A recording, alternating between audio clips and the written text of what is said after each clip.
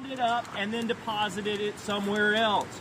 The vast majority of geological formations around the world are water-lane sedimentary rocks. That's what we're looking at all around us here. Do you see the layers? Okay, do you see that the layers are not flat? This is significant because as we were going through the first tunnel, and if you hike with me on this geology hike on the way back, we'll stop at it. But as you were going through the first tunnel, over to the left on the river side, you could actually see strata, layers of sediments pointed straight up, coming down, curving around from vertical to horizontal. This is pretty significant because this doesn't typically happen when we look at sediment. What this tends to indicate is something very catastrophic. A lot of pressure, a lot of movement, twisting and buckling of the earth going on to try to turn those sediments, those layers, in a different direction. Now, if you'll notice that even these layers are angled and they're also slanted, all right? So as we go through these sedimentary layers, we see this buckling going on. Now, there are many different ideas about how this buckling could happen. Some people think that over millions and millions of years, all of these sediments just slowly, through heat and pressure, start buckling and turn into these formations in the shapes that we see. However, what we notice is that typically when you see sediment, rock that once was sediment, that has already lithified, it's already turned to stone, if you were to try to break it, it will not smoothly fold from vertical to horizontal. It will not smoothly bend like you see. It's going to just crumble and break. Now, the secular geologists say, well, hang on a second, David, because there is one way that this could take place. If you were to take these sedimentary rocks, thrust them several miles underneath the Earth's surface, then the heat and pressure would be so great that it could actually buckle these rocks and smoothly bend them all around, which is true. However, if you were to thrust these sedimentary rocks a few miles below the surface, they would no longer be sedimentary rocks. They wouldn't have these layers. They would be igneous, metamorphic, all of these other forms of rocks. They would be heat melded together. So what we're seeing here is something that must have been buckled, twisted, deformed, while all of these layers were still soft and pliable. Well, how long are these layers going to sit around soft and pliable? For millions of years waiting for things to buckle them? No, they're going to start to lithify, to turn to stone, and then they're not going to buckle anymore like we see.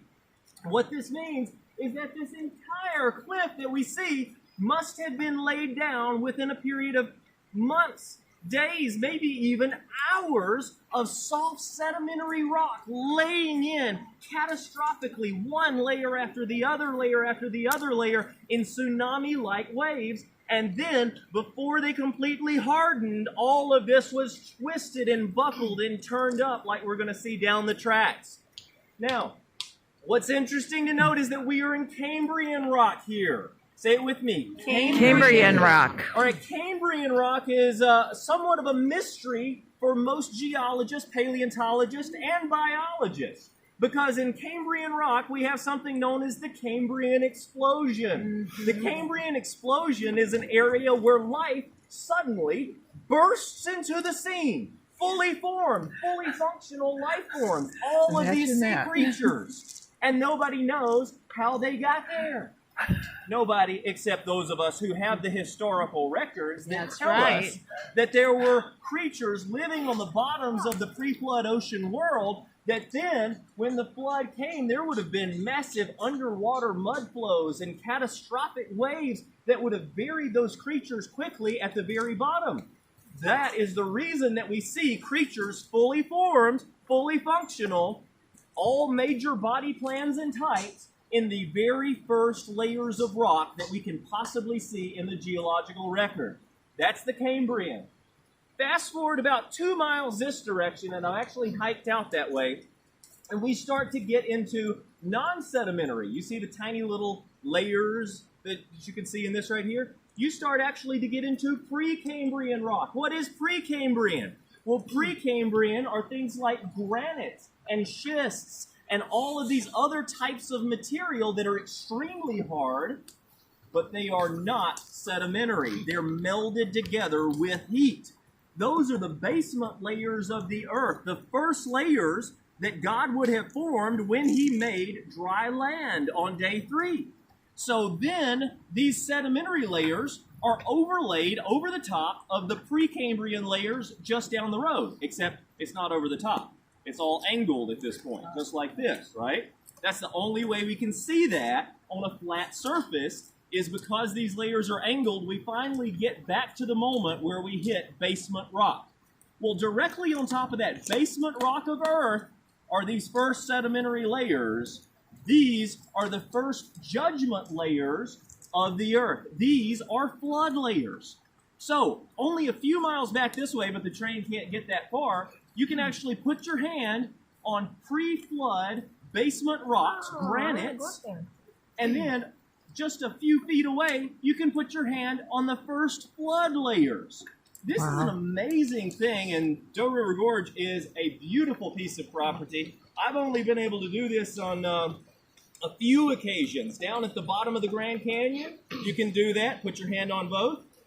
In Las Vegas, in the Frenchman Mountains, you can do that. You can put your finger on both. And in Colorado Springs, you can see this, and you can put your finger on both. There are very few places where it is super easy to find this transition between basement rocks and the first sedimentary layers, and this is one of those places. So Doe River Gorge is an amazing place. I love coming here. I love being a part of this. And the trees are also spectacular. The river is spectacular. The whole place is just very peaceful and inspirational. So we can learn a lot from geology. Lots of people think, yeah, rocks, what can we learn from that? Rocks are actually pretty cool when you realize that these rocks are telling us a story, and that story backs up what we already know to be true. It's what we found in God's Word. Now, you can find some limestones, some sandstones, you can find some shales and little conglomerates, and then you find the granites back in that direction. You can find a lot of that, but you also find ore. What did they used to mine here, Terry? Iron ore. Iron ore. So you could take a magnet, and you can go through here, and some of these rocks will actually attract a magnet, because you still got small representations of the iron ore that was collected years ago. These are examples of that iron ore. Be watching for it as we go on the hike, and you will find some of these pieces, these chunks of the iron ore that was extracted. That's the reason that you have this railroad through this mountain. Okay. All right, so we can learn a lot about geology. We can also learn a lot about paleontology and biology. For instance, within the rock layers, you typically find fossils.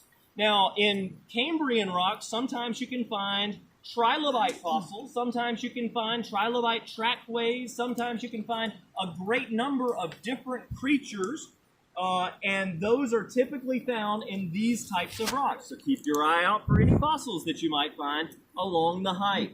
One other interesting note is that we know that these sediments were deposited very rapidly, because just within a few hours of this area, we have all of these examples of entire forests, lycopod forests, with trees standing upright, this big around, standing upright, 30 feet tall, turned to stone, fossilized, but they're still standing.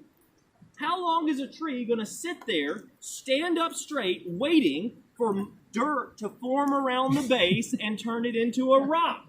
Not millions of years, I can guarantee you that.